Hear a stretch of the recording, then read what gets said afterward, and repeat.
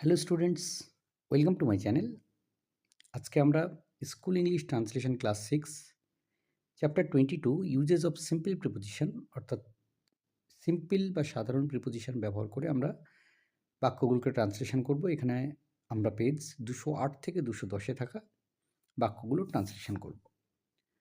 প্রথম যেটা রয়েছে প্রিপোজিশনের অন্যান্য ব্যবহারের কথা এখানে বলা হয়েছে যে বাংলায় কে, অন্তস্থ, দের প্রভৃতি বিভক্তিগুলোর অনুবাদ করতে গেলে টু, ফর, উইথ, অন, আপন ইত্যাদি প্রিপোজিশন ব্যবহার করতে হয়।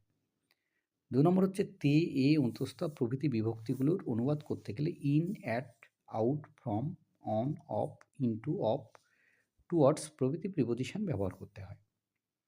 দ্বারা, দিয়া, কর্তৃক অনুসর্গগুলোর ইংরেজিতে অনুবাদ করতে গেলে by, with, of, to, through, along প্রভৃতি প্রিপোজিশন বসে। তো তাহলে এবার নিজের যে বাক্যগুলো আছে সেগুলোর অনুবাদ করা যাক। তুমি বাড়িতে ছিলে না। You were not at home. শিক্ষক মহাশয়কে ডাকো। Call the teacher. ভৃত্যটিকে দিয়ে কাজ করাও। Get the servant to do the work. শ্রমিকদের সঙ্গে কাজে হাত লাগিয়েছিলাম। I started working with the workers. Amalesh Tripathi সিন্ধু সভ্যতার উপর বলেছিলেন। Amalesh Tripathi had spoken about the Indus civilization. Next 49, একটা সরু গলিপথ দিয়ে যাচ্ছিলাম। I was going through a narrow lane. সৈনিকটি বন্দুক থেকে গুলি চালাচ্ছিল। The soldier was firing from the gun. এটি ধাতু থেকে নির্মিত মুদ্রা। It is A coin made of metal. 7 দিন কোমায় থাকার পর রোগীটা মারা গেল। The patient died after being in a coma for 7 days. সে লাঠি দিয়ে কুকুরটিকে মেরেছিল। He had beaten the dog with a stick.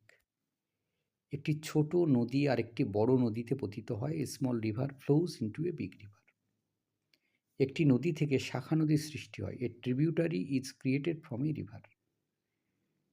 ক্রোধে সে লোকটিকে খুন করেছিল। In anger he had murdered the man. গরিব লোকটি ভাঙা থালায় খান। The poor man eats on a broken plate.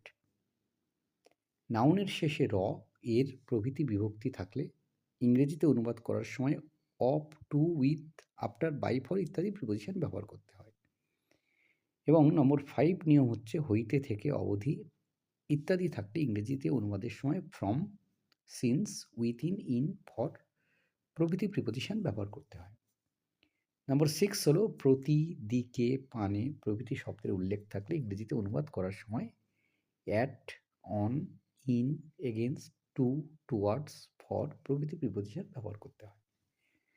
তো এবার যে নিচের বাক্যগুলো রয়েছে সেগুলো অনুবাদ করতে হবে। প্রথম যেটা রয়েছে, অমর্ত্য সেন বিশ্বভারতীর ছাত্র ছিলেন।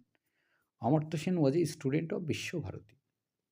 তিনি এলাকায় খুব একটা পরিচিত নন। He is not very well known to the locality. আমরা এই শহরে 10 বছর ধরে বাস করছি। We have been living in this city for 10 years. শরৎ ঋতুতে দুর্গাপূজা হয়। Durgapuja is held in the autumn season.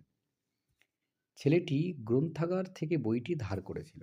The boy had borrowed the book from the library. কমল মই থেকে পড়ে গেল। Kamal fell from the ladder. সূর্যের দিকে তাকিও না। Do not look towards the sun. ক্ষুব্ধ সিংহটি শিকারের দিকে ছুটল। The angry lion ran towards the prey. Prey মানে হচ্ছে শিকার। ধনী লোকটি প্রতিবেশীর প্রতি দয়া দেখাননি। The rich man did not show mercy to his neighbour. তো এই ছিল এই পর্বের সমাধান। ধন্যবাদ সকলকে সঙ্গে থাকার জন্য। দেখা হচ্ছে পরের ভিডিওতে।